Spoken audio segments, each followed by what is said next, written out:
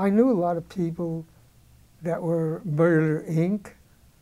And when they threw somebody off the hotel, I think it was Bugsy something, or it wasn't Bugsy Siegel, but they he was in Coney Island.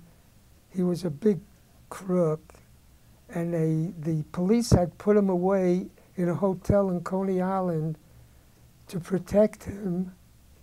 And the next day, they found he was thrown out of his window in Coney Island. I think it was the Half Moon Hotel in Coney Island.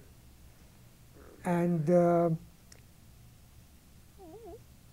I knew or heard of a lot of the Murder Incorporated group, the Jewish Mafia. And they hung out with the rest of the boys.